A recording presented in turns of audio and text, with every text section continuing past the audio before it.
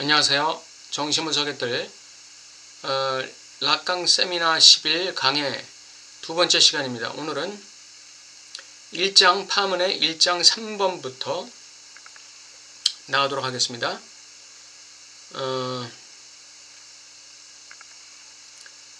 락강은 계속해서 정신분석의 과학화가 가능한가에 대한 질문을 하면서 농기술과 농과학을 구분하고 있죠. 25페이지에.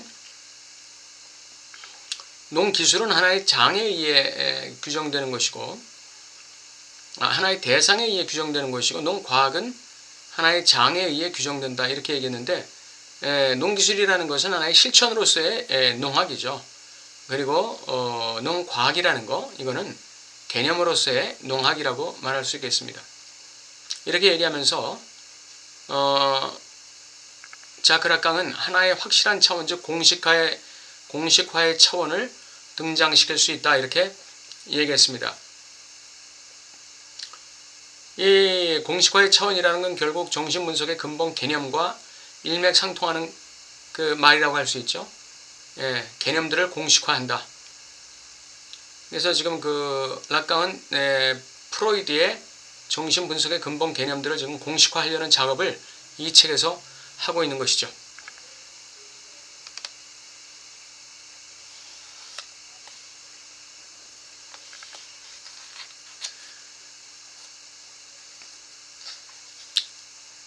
이 정신분석이라는 가상의 과학의 근본 개념을 최초로 도입한 인물, 그분이 바로 프로이드라고 얘기하면서 그러한 몸통, 버팀대 기둥이 없다면 도대체 우리의 실천을 어디에 정박시킬 수 있을까요? 이렇게 질문하고 있습니다.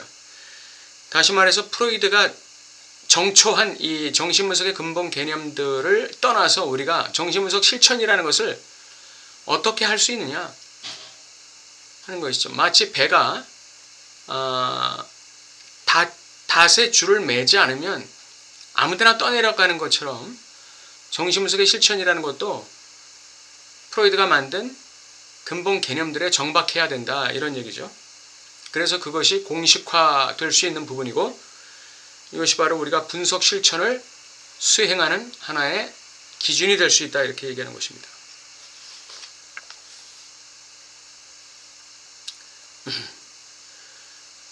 이 락강의 개념 진행에서 개념 설명 진행에서 중심되는 개념은 아니지만 좌절이라는 개념, 그 개념이 나오는데 26페이지 상반부에, 그리고 프로이드가 말하는 좌절과 락강이 말하는 좌절을 잠깐 구분해 봅시다. 프로이드는 외적 좌절과 내적 좌절을 말합니다.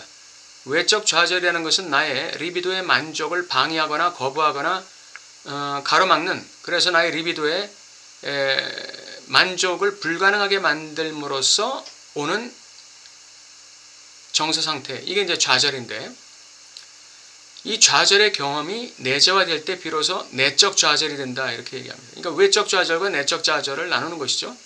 외적 좌절은 리비도의 만족이 성취되지 못함으로써, 그러니까 환경 대상을 통해서 오는 좌절이 외적 좌절이고, 그 외적 좌절이 나의 심리 내면에 자리 잡지 못하면 내적 좌절로는 오지 않는다는 거죠. 그래서 심리 내면에 자리 잡게 될 때 내적 좌절로 이어질 수 있다, 이렇게 얘기하고, 락강의 경우에 좌절은 결의 3단계 중 첫 번째 단계가 되겠죠. 이것은 리비도의 만족에 불가능해서 오는 좌절이라기보다는 하나의 비슷한 개념이긴 한데, 자신의 요구가 만족되지 못함으로써 오는 것이다. 요구, 엄마에게 요구하는 것, 그것은 이제 궁극적으로 사랑이 되겠죠.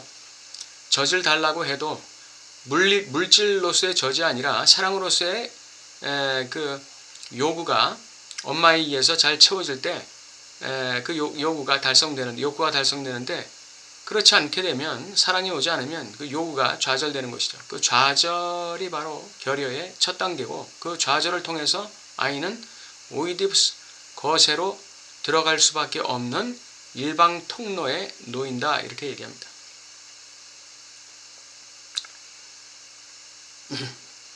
그 바로 밑에 오이디푸스 컴플렉스의 사망 구조라는 말이 나오고 거세 컴플렉스가 나오는데 오이디푸스 컴플렉스의 사망 구조는 모아 부 이렇게 사망 구조도 말할 수 있고 모아 언어 이렇게 말할 수도 있습니다. 이 사망 구조의 세 번째 항이라는 것은 하나의 매개체를 얘기하는데 그건 언어를 얘기합니다. 그러니까 아이를 상징계로 진입시키는 것은 언어라는 것입니다.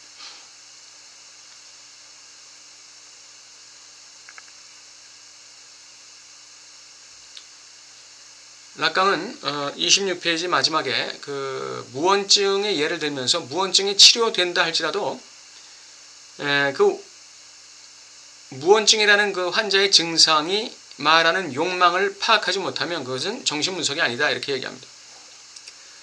왜 무언증이 치료가 된다 할지라도 왜 그 무언증이 생겼는가 또 왜 말을 하게 되었는가 그것을 설명할 수 있어야 정신분석이라는 것입니다. 그러니까 이 무언증과 주체의 욕망과의 관계를 밝혀내지 못하면 정신분석은 아니라는 것입니다.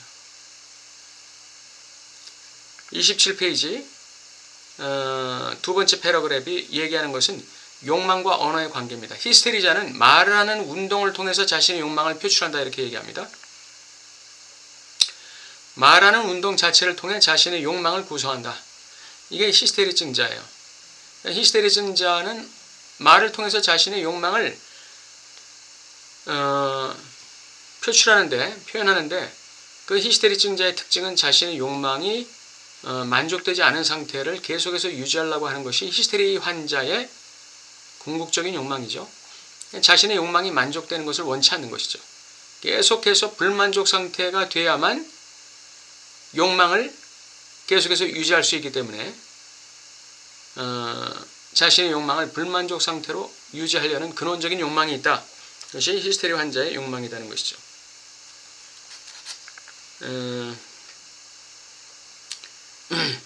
히스테리는 또한 우리로 하여금 분석에 지니고 있는 원죄의 흔적과 대명케 한다 이렇게 얘기합니다. 그 원죄라는 것은 하나의 원죄가 있는데 그것은 바로 프로이드 자신의 욕망이다 이렇게 얘기합니다. 왜 그러냐면은 프로이드의 그 거세 불안 때문에 그런 용어가 나오지 않았나 싶어요. 프로이드는 자신의 욕망에 대해서 좀 더 그 깊은 분석을 했어야 하는데 분석가로서의 자신의 욕망 또는 대타자로서의 자신의 욕망에 대해서 깊은 분석이 이루어지지 않았다 이렇게 락강은 평가하고 있습니다. 제가 아버지의 이름들에 대해 말하려고 했던 것은 사실 다름 아니라 오로지 기원을 문제 삼기 위해서였습니다. 즉 프로이드의 욕망은 도대체 어떤 특권을 갖고 있었기에 그가 무의식이라고 부른 경험의 장으로 들어가는 입구를 발견할 수 있었을까 하고 말이죠. 분석을 바로 세우려면 이러한 기원으로 거슬러 올라가는 것이 필수적이다 이렇게 얘기합니다. 아버지의 이름. 아버지의 이름은 무슨 욕망을 가지고 있을까요? 부명이라는 것, 아버지의 거세라는 것. 이것은 어떤 욕망을 가지고 있을까요? 주체로 하여금 상징계 안에서 자신의 위치를 점유하고 거기서부터 결여된 주체로서 자기 인생을 책임있게 살아가는 것, 욕망의 변증법을 돌려가면서 자신의 인생을 책임있게 살아가는 것, 이것이 바로 아버지의 이름들이라는 의미가 가지고 있는 욕망이 되겠습니다. 이게 아버지의 욕망이에요. 이게 부명으로서의 욕망이 되는 것이죠. 아버지의 욕망. 예. 그래서 이제 2장부터는 이제 무의식이 과연 무엇이냐에 대해서 락강은 프로이드의 그 네 가지 근본 개념인 무의식, 반복, 전이, 충동 중에 무의식으로부터 시작해서 무의식의 개념에 대해서 이제 하나하나 살펴가기 시작합니다.